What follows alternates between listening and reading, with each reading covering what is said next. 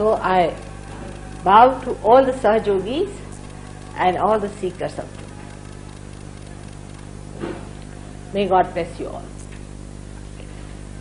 Now, those who have got realization and those who have felt the cool breeze and have matured in Sahaja Yoga, know that automatically you drop out many things. Automatically. Now, why do we do it? You see, why do we drop things? Even I don't ask you for it. You just drop them. Why? The reason is the light of the Spirit within ourselves empowers us to see that this is wrong. Like as we have got eyes. Once we have eyes, we know whether we are going to fall here or we are going to slip or what's going to happen. In the same way, when you get this vibratory awareness, it is not an awareness only of the fingers. It's the awareness of the whole being, and you just drop out everything that is against your spirit. I don't have to tell. But without self-realization, what happens? That reality is just a myth. It's only your mental projection with which you live.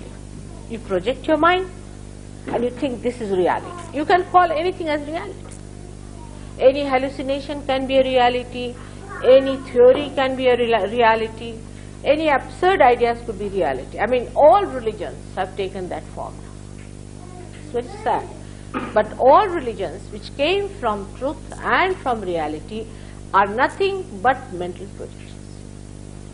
And they are very far away from reality. You can only feel, understand and assimilate reality if you are a self-realized person. Unless and until this self has expressed itself or manifested within yourself, the light has come into you. How are you to manage? Whatever you try is a mental projection. Like many people who came first, oh, we believe that we are born again. All right, now how can you challenge it? If you believe into something, I believe is one of the great sentences we use. But what is that I that believes? That's that ego. That's not yourself, because you have not yet felt the self. So to feel the self is the most important thing if you have to know the reality. So you must excuse all others who have not felt the self, who have their own mental projections. They might look like fanatics, they might look like stupid people, they may look like to be very high-handed, or maybe you might think they are these ego-oriented pseudo-intellectuals and all sorts of things. But all that is mythical, because that plane on which they move is mythical itself. Whatever you know through your mental projection is imagination itself. But spirit is the reality. And to know the reality, you have to be the spirit. And once the spirit starts shining within you, you just drop everything like hot brick. Like I would say, as I many times told you, that in our human awareness, we know what is beauty is. We know what cleanliness is. For a dog, he doesn't understand cleanliness. If you don't give him a bath, he'll be quite happy. Actually, to give him a bath is a problem. But to a human being, you see, what is a sin or what is wrong? Sin is nothing but whatever is against the spirit is sin. Even fear is a sin. Any such small little sins or the big sins, all are nothing, but they are all against the spirit. But if you have not felt the spirit, whatever you do will amount to something like anti-spirit, because you don't know what you are doing. Now the prophets have tried their level best to tell you that you must keep your balance, you have to follow a certain religion, as they call it, or as we call it, dharma, within yourself. But that too for what? Why to have the balance within you? People will always say, what's wrong? What's wrong? If you are not in balance, what's wrong in drinking?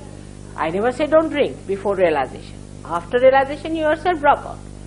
But they'll say, what's wrong? Why does he tell us like this? Why should we listen to that? Why the balance? The balance is needed for the ascent. Unless and until you have a balance, how will you ascend? Imagine an aeroplane without any balance, say a wing is missing. Will it be able to take off from the ground? Cannot.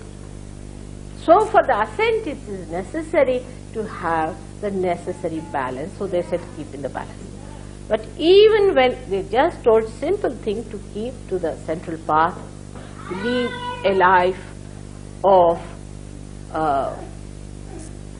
balancing yourself or moderation in your life.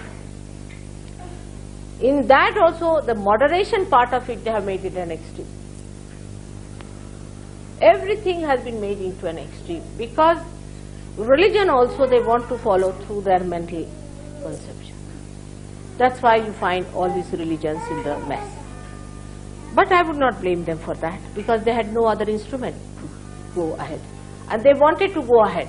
They had no other way to proceed further. So they used only one engine they had was this mental projection, and they made all these various projections, and that's how they are so diversified and separated from each other. But as soon as your spirit shines, then everything drops out by itself because it is beyond mind. Spirit is beyond mind.